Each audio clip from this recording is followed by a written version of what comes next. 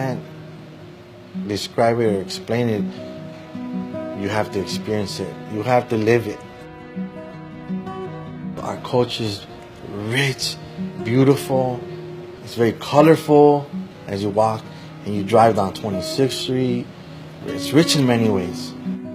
Little village, a vibrant Mexican community, man. I think to experience the beautiful part is, come out on a Sunday or a Saturday morning when, all in the summertime when all the stores are open on 26th Street and come enjoy some of the food. Man, I don't know, it's beautiful, man. But also has its struggles,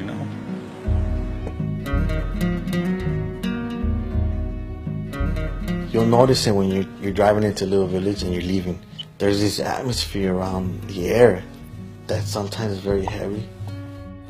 There's an invisible wall, right, or a borderline that exists here in our neighborhood and existed for 40 plus years of gang wars and the violence and the losing, right, of many young people and losing young men not just to violence but to prison.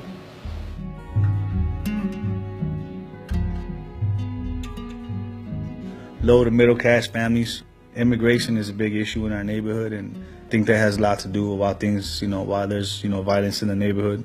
Old school Mexican, families that really don't understand the dynamics of what's going on and like in the neighborhood with like the gangs and not really, some of them maybe being naive to the fact that their kids were involved. For those of us that live and grow up in the neighborhood, there's just a clear boundary. Even kids that aren't in gangs are getting shot now, man, Yeah. That's the hard part about doing his work. When you have to go to a hospital with the family and you hear that from the parent. Her tears, and as soon as we gave her a hug, she told us he didn't make it, he's gone, her son. And so you just like there.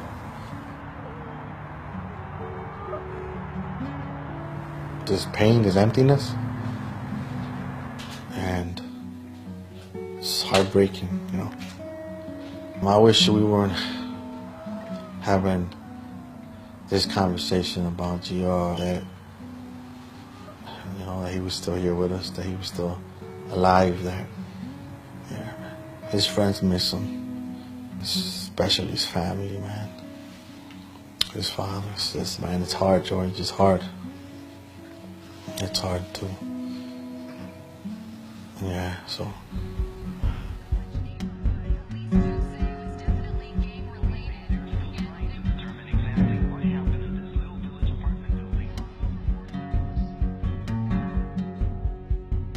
When I started with the Y, the red van had no stickers. It was just a big van, and we packed that van down almost every night. One time they looked at us like we were crazy because we had kids from like different parts of the city. Like, and you guys are getting along? They're like, yeah, we're going out to the movies right now. The cop is like, who are you guys? George is like, my name is George Roque. And that's Benny Estrada. Benjamin Estrada. He says the brother of my other mother. And so I see him as the mentor, the coach, the father. I see him as the ref, the umpire, who loves the youth here in this neighborhood. He's the Superman. When I met him, didn't think too much of him other than he was from like the other side of the neighborhood. And then just struck like a friendship with him, And we just started talking like a little bit here and there, meet him up like at staff meetings. I kind of found out that he was trying his best to get away from all this like street stuff in the neighborhood. He was really trying to establish himself as like one of the youth workers, man. So he's an unconditional type of dude.